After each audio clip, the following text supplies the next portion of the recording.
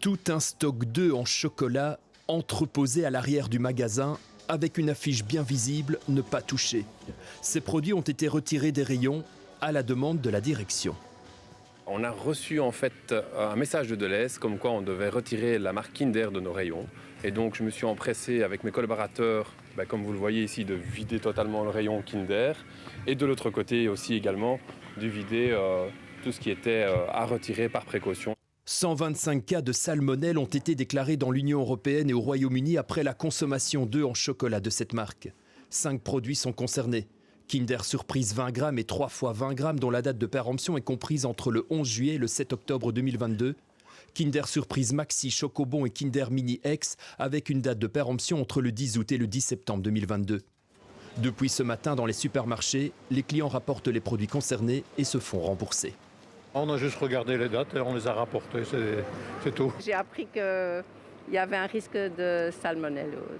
Les symptômes sont la fièvre, les crampes abdominales et la diarrhée. Les personnes à risque, les enfants, les femmes enceintes et les personnes âgées. Les chocolats viennent de cette usine Ferrero à Arlon qui fournit 5 pays en Europe. Malgré nos demandes, l'entreprise ne souhaite pas réagir, elle renvoie au communiqué du groupe italien. Selon lui, aucun produit n'a été testé positif, il n'y a eu aucune plainte et l'affaire est prise très au sérieux. De son côté, l'Agence fédérale pour la sécurité de la chaîne alimentaire a envoyé sur place à Arlon plusieurs enquêteurs.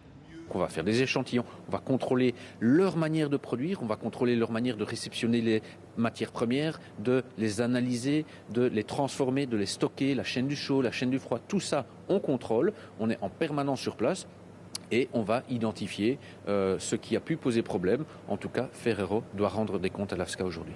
Actuellement, aucun cas de salmonelle n'a été détecté en Belgique, mais plus de 1000 personnes inquiètes ont contacté l'AFSCA à défaut de pouvoir joindre le service consommateur de Ferrero.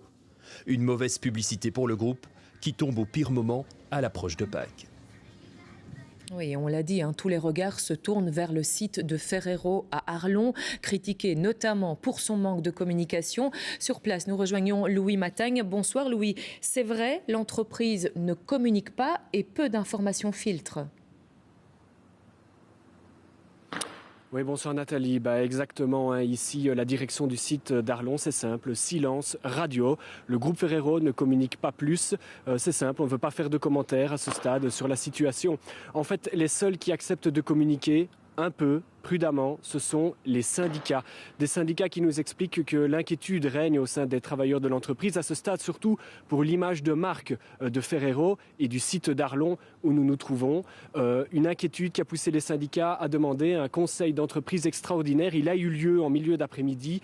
On ne sait pas précisément ce qui s'y est dit. Là, les syndicats restent assez discrets. Ils veulent digérer tout cela en interne. Mais il semblerait que Ferrero ait expliqué que des analyses ont lieu actuellement en interne pour essayer d'identifier le problème, où se trouve le problème dans les produits qui ont été retirés du marché. Les syndicats et les travailleurs qui espèrent également dans les jours à venir être rassurés sur un autre point, c'est l'impact économique éventuel, l'impact sur l'emploi éventuel que pourrait avoir cette crise sur le site d'Arlon, qui, nous dit-on actuellement, cela dit, tourne normalement. Merci à vous Louis, merci pour ces informations.